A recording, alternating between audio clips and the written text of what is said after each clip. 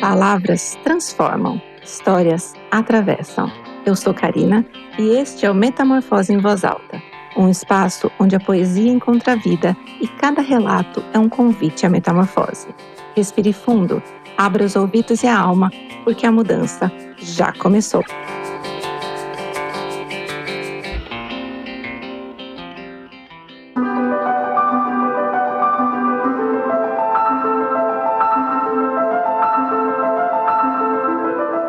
Seja bem-vinda, seja bem-vindo ao Metamorfose em Voz Alta, um espaço onde histórias se tornam asas e palavras abrigo.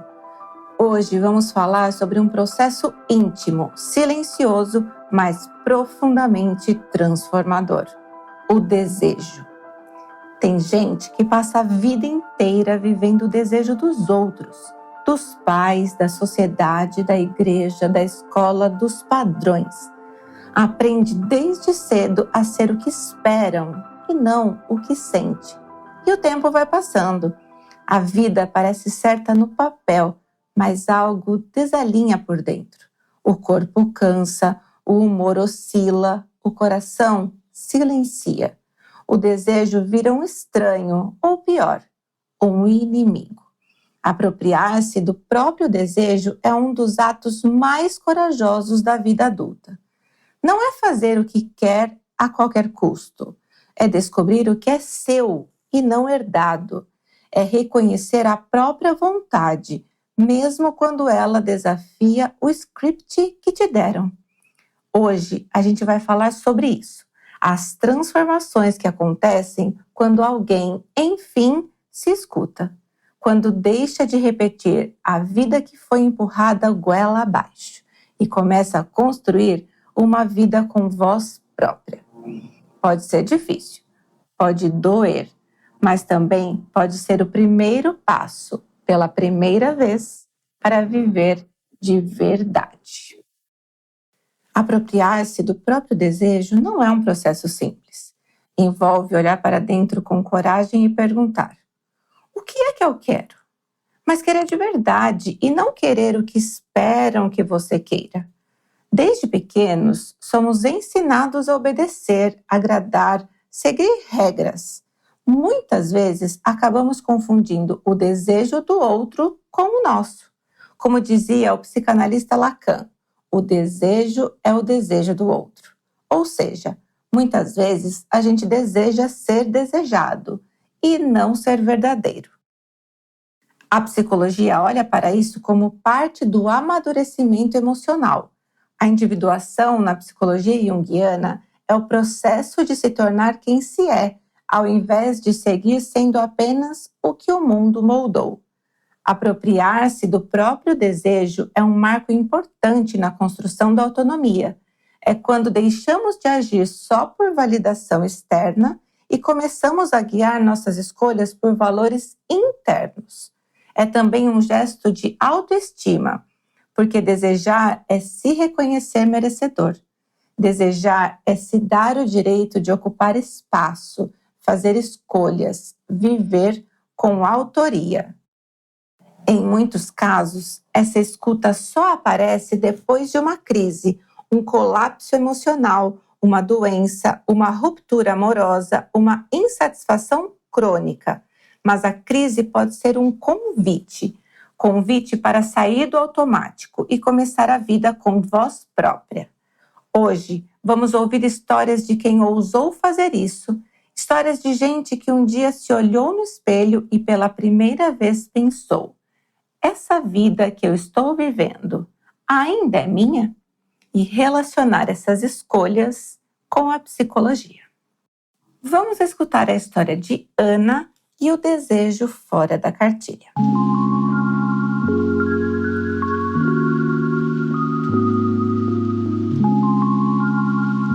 Ana fez tudo certo. Namorou o homem que a família adorava. Casou com aquele que parecia perfeito no currículo. Educado, bem falado, respeitador.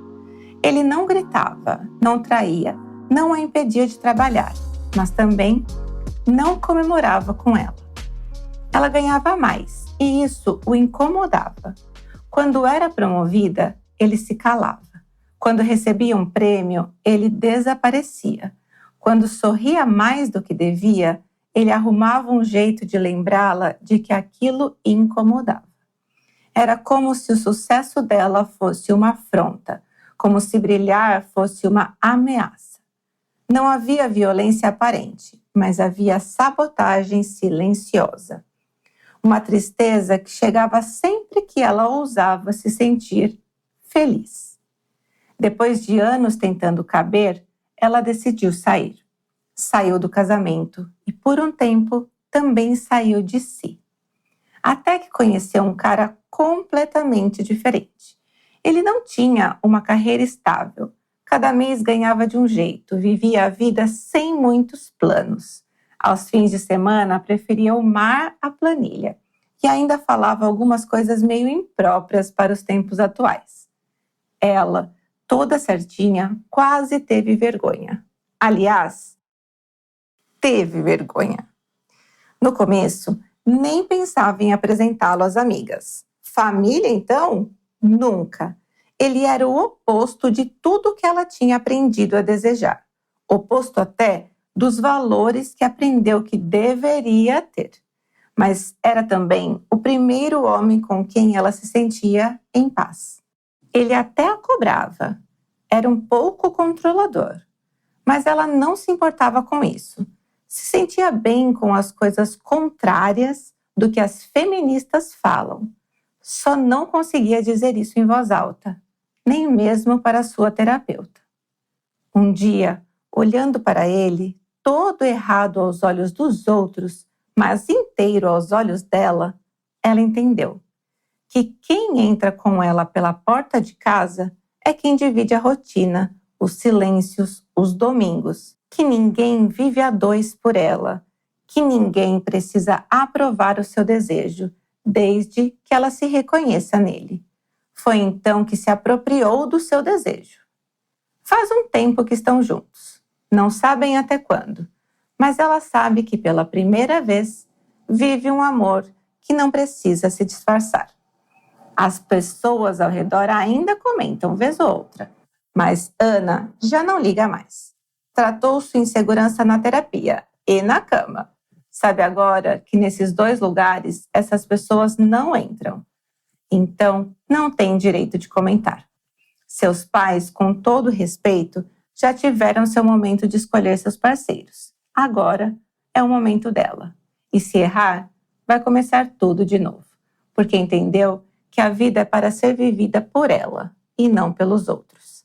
Ana sabe, hoje, que sua maior transformação foi parar de buscar alguém que coubesse no mundo dos outros, para finalmente escolher alguém que coubesse nela.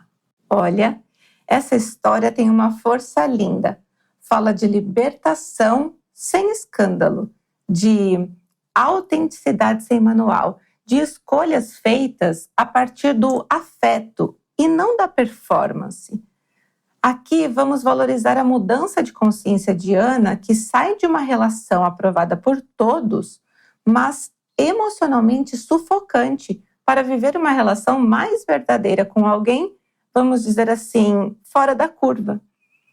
Apropriar-se do próprio desejo é, antes de tudo, um ato de saúde emocional e muitas vezes também um ato de coragem. A psicologia nos mostra que o desejo não é só vontade. Ele é um movimento interno que aponta para o que nos faz vivos. Mas esse movimento é abafado desde muito cedo, por normas sociais, exigências familiares, idealizações. A psicóloga brasileira Vera Iaconelli costuma dizer que, entre aspas, crescer é deixar de ser o projeto de alguém. E isso tem tudo a ver com o tema de hoje. Porque quando você vive o que foi projetado para você, mesmo que seja confortável, mesmo que seja seguro, você corre o risco de silenciar a própria verdade. É aí que entram os sintomas: ansiedade, tristeza, vazio, irritação. O corpo fala, a alma, ela cobra. A psicologia do desenvolvimento humano, ela mostra que uma das tarefas emocionais da vida adulta é justamente fazer essa transição, deixar de buscar aprovação e passar a buscar autenticidade. O psicanalista Contardo Caligares, em Memória, dizia que, mais do que encontrar uma grande verdade sobre nós, é preciso construir uma narrativa própria, assumir o risco de inventar quem se é. E nesse processo, desejar pode ser perigoso, porque desejar nos separa dos outros, nos tira do ninho, do script, da zona segura, mas também nos devolve a nós mesmos. A psicologia não nos diz o que desejar, mas nos ajuda a perceber se aquilo que chamamos de escolha é realmente nosso ou apenas uma obediência disfarçada. Por isso, o processo terapêutico pode ser tão transformador, porque ele desamarra os nossos nós. Ele pergunta com delicadeza e firmeza: isso que você está vivendo é seu? Ou é o que esperam que você viva? E quando essa pergunta encontra espaço dentro da gente, a resposta pode mudar tudo. Vamos agora à história de Murilo e o desejo silenciado.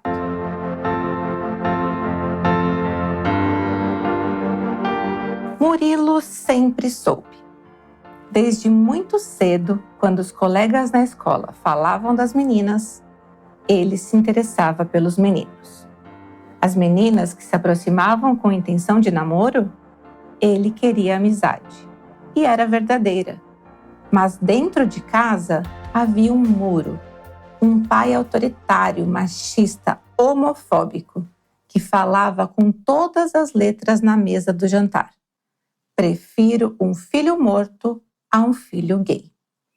Murilo aprendeu a sobreviver, aprendeu o jeito certo de se comportar, o jeito certo de se vestir, o jeito certo de falar. Cresceu sem dar nenhum indício. Enterrou o desejo bem fundo, como quem tenta apagar um fogo com as próprias lágrimas. Mas o desejo não morre. Ele se recalca e um dia explode. Aos 18 anos, Murilo se apaixonou pela primeira vez e ousou tentar. Viveu a melhor experiência da sua vida.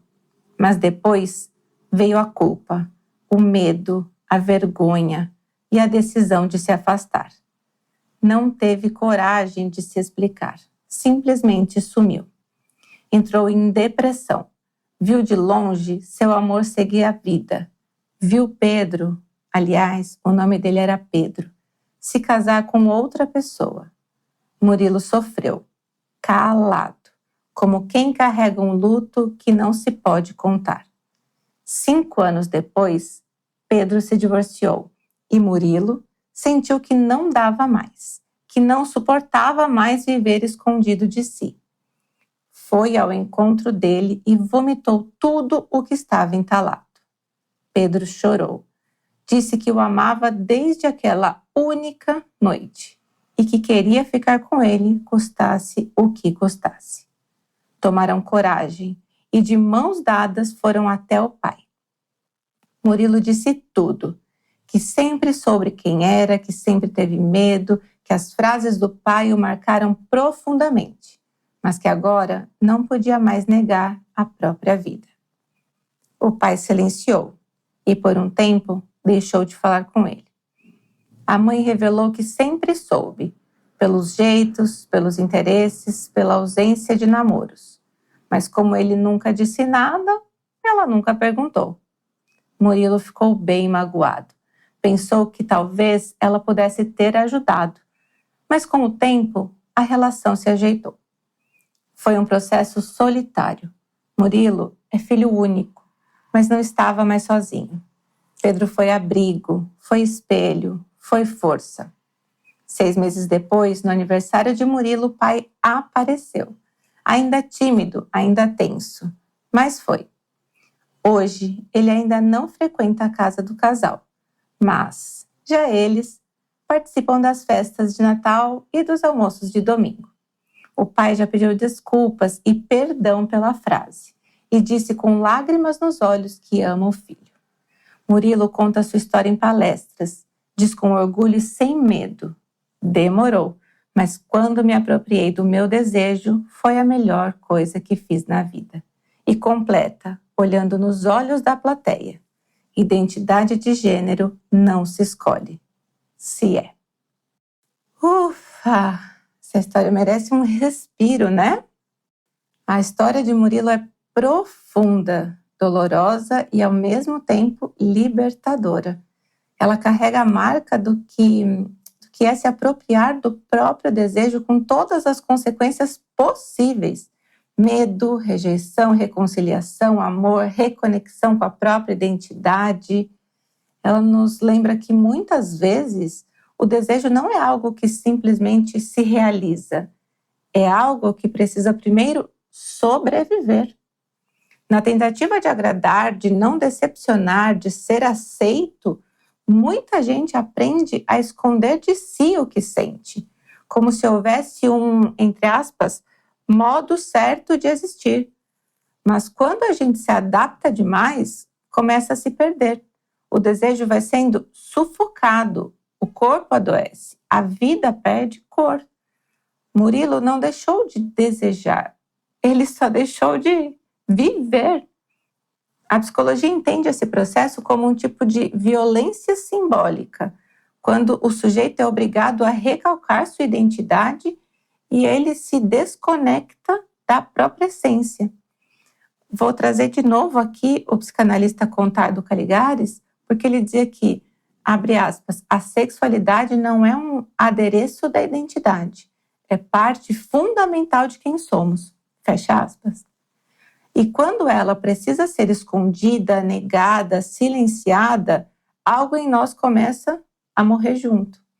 A dor do Murilo não foi só por não poder amar, foi por ter que mentir quem era o tempo inteiro, por carregar o peso de um desejo condenado antes mesmo de ser vivido.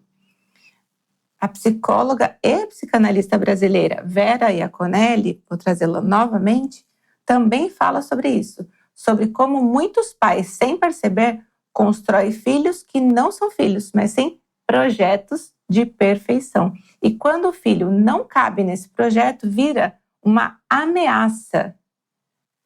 O que a história do Murilo mostra é que, mesmo assim, o desejo encontra brecha. Ele insiste, ele pulsa. E quando ela fala dessa ameaça, quando os pais percebem que o filho não é o que eles planejaram, eles já não sabem mais lidar com aquilo que o filho é, porque para eles é novo, é uma novidade. Muitas vezes, esse novo já é de uma nova geração que eles, além de não concordarem, de novo, não sabem lidar.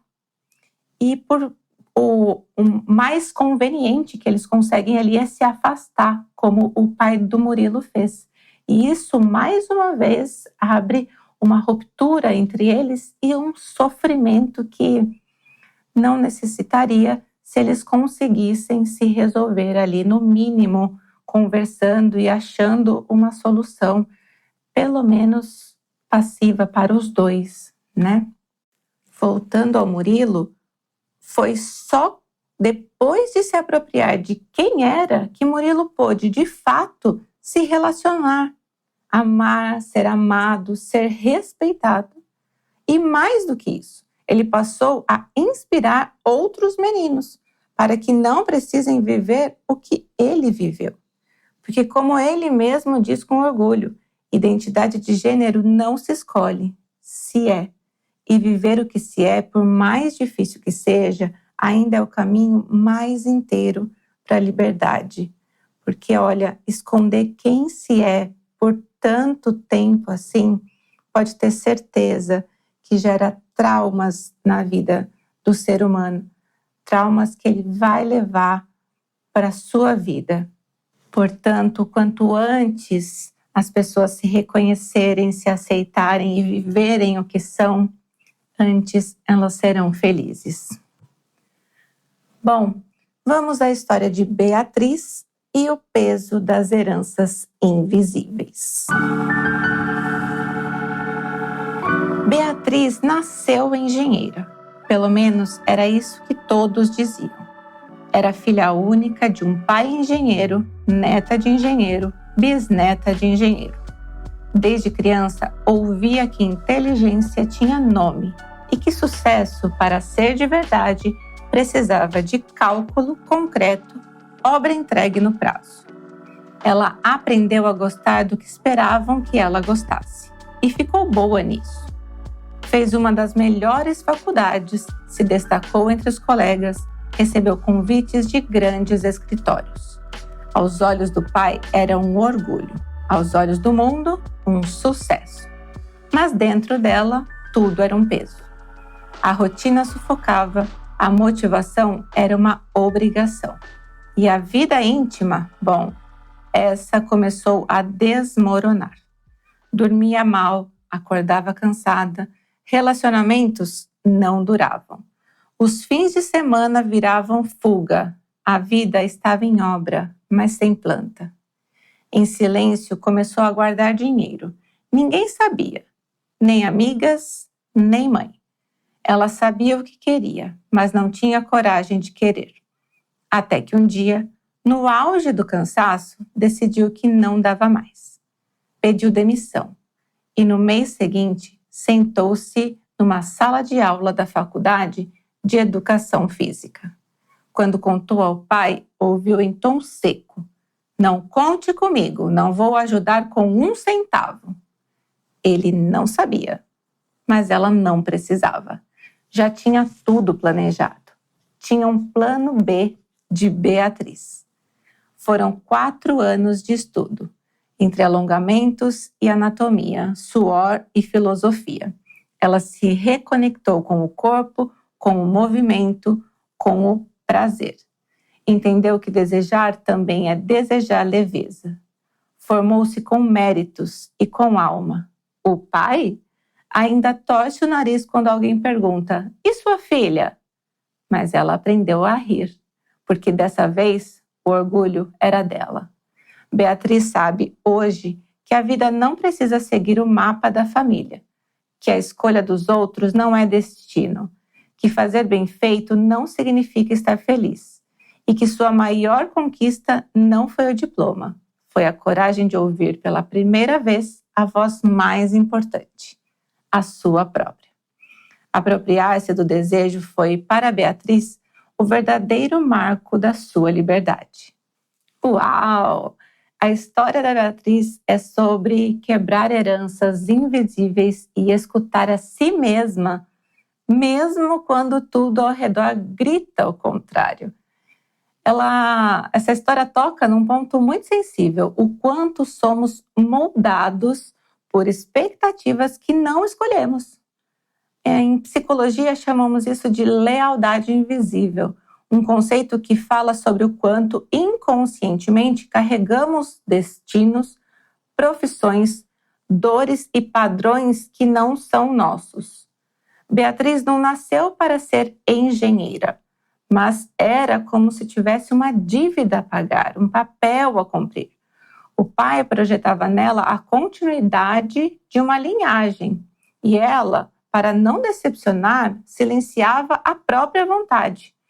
De novo, trazendo Vera Iaconelli, ela nos lembra que muitos pais, sem perceber, confundem amor com expectativa e que crescer às vezes exige romper com o desejo dos pais para encontrar o próprio. A escolha da Beatriz não foi só mudar de profissão, foi mudar de eixo, sair do que era esperado para viver o que era verdadeiro. Isso exige um processo que a psicologia chama de diferenciação. Aprender a ser você mesmo quando os outros desaprovam. E não é por rebeldia, mas por integridade. A psicologia humanista também nos ensina que a realização pessoal não está em fazer o que é valorizado pelos outros, mas em viver de forma coerente com quem se é. Beatriz sofreu, claro, mas encontrou paz. E mais do que isso, encontrou vitalidade. porque apropriar-se do desejo é dar forma à própria história. E poucas coisas na vida são tão transformadoras quanto isso. Desejar é mais do que querer, é se reconhecer. As histórias de hoje nos mostram que muitas vezes o desejo não vem embalado em aceitação. Ele desafia, ele desconstrói, ele exige escolhas que nem sempre serão compreendidas. Mas é nesse movimento, às vezes doloroso, às vezes libertador, que a vida encontra autenticidade. A psicologia nos convida a olhar para o desejo não como um capricho, mas como uma bússola que aponta para aquilo que pulsa em nós, mesmo quando tentamos calar. Se apropriar do próprio desejo é um ato de coragem, mas também um ato de amor. Amor próprio, amor à verdade, amor à própria história. Porque no fim das contas, viver não é sobre seguir um modelo, é sobre construir um caminho que faça sentido, mesmo que ele pareça estranho para quem só sabe andar em linha reta. Como eu sempre faço, eu trouxe um poema para finalizar o episódio de hoje. Desejo não se ensina. Me disseram o que eu devia ser e eu fui. Me disseram como falar, vestir, sorrir e eu fiz. Me disseram quem devia amar e eu tentei. Mas no silêncio entre um dever e outro nasceu um incômodo, uma fome sem nome. Era desejo. Não daqueles que gritam, mas do que insistem, que crescem calados, que ardem no escuro, que esperam o momento de nascer. E quando nasceu, não pediu licença, apenas se mostrou. E, enfim, eu me reconheci. Bom, talvez você esteja vivendo uma vida inteira sem perceber que o desejo que te move não é o seu. Talvez esteja aí cansada ou cansado, calada ou calado, esperando a hora certa de se ouvir. E se esse momento fosse agora? E se hoje fosse esse momento? E se agora, enquanto me escuta, você se perguntasse: o que é que eu desejo de verdade? Não o que esperam, não o que seria certo, não o que evitaria conflitos, mas aquilo que, se não for vivido, vai sempre fazer falta. Se essa pergunta tocar você, escreve, conta a sua história. Ela pode ajudar outras pessoas a se reconhecerem também. Porque aqui, cada desejo vivido é uma metamorfose em voz alta. Ou, se você se reconheceu, quem sabe agora você pode dar o primeiro passo em direção ao seu desejo. Não precisa sair correndo, e sim, reconhece. Reconhece que o seu desejo é outro. E o que você pode fazer para ir em direção a ele? Qual o pequeno passo que você pode dar para um dia você chegar lá? Pensa, reflete. Se esse episódio ressoou com você, compartilha com alguém que pode precisar ouvir essa mensagem. E se você não tiver uma experiência para nos mandar, mas quiser mandar seu feedback, quiser conversar, quiser somente falar, manda para o metamorfoseemvozalta@gmail.com. Eu vou estar lá para te ouvir, eu vou estar lá para te responder, eu vou estar lá para conversar com você. Obrigada por estar aqui, por ouvir, por sentir. Nos encontramos no próximo episódio do Metamorfose em Voz Alta. Até lá! A metamorfose não termina aqui. Que essas palavras despertem, movam, transformem. Se essa voz tocou a sua, siga comigo nessa jornada. Nos encontramos no próximo episódio. Até lá, siga mudando, crescendo, sendo, porque viver é nunca ser o mesmo.